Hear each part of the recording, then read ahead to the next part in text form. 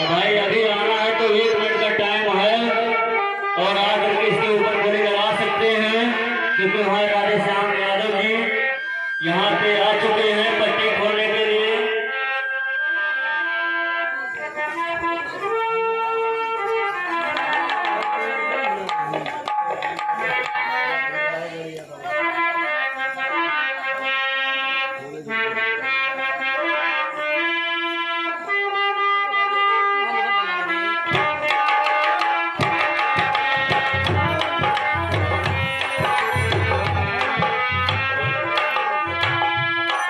भाई राधे श्याम यादव जी पट्टी खोलेंगे, ताली बजाओ।